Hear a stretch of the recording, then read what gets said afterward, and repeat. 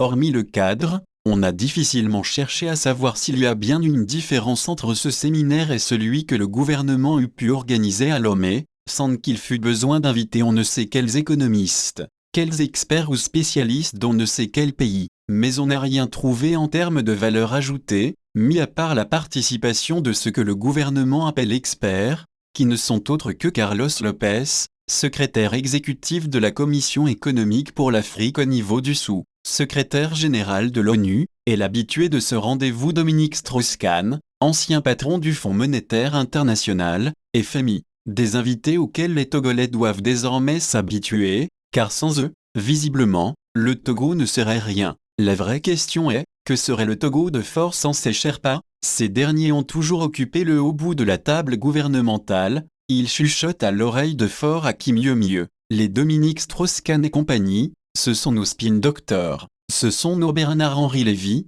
nos Jacques Attali, ceux grâce à qui le destin du Togo se forme, se consolide, se peaufine, s'invente aussi, ceux sans qui le jour ne se lèverait pas au Togo. Mais les impacts de leur participation à ce genre de rencontres, dont nous n'osons même pas évaluer le coût, se font toujours attendre, quand bien même cela coûte les yeux de la tête. Quand un Dominique Strauss-Kahn débarque à Lomé, ce n'est pas pour jouer les bons samaritains, bien au contraire, il en est de même pour son alter ego Carlos Lopez. Des additions que vont payer un contribuable qui n'a pas demandé qu'on fasse d'un ordinaire conseil des ministres un séminaire ayant nécessité la mise en place de tentes climatisées. Sans parler des dépenses de chacun de ses membres du gouvernement durant ces 3 jours loin de la capitale. Quant aux retombées de vent et choir au Togolais lambda après ce séminaire, bien malin qui éclairera l'opinion. On sait seulement qu'il y a un régime bien décidé à jouer la carte de la propagande, quitte à faire saigner l'économie déjà moribonde du pays. On sait seulement que pour préserver son règne de tout partage,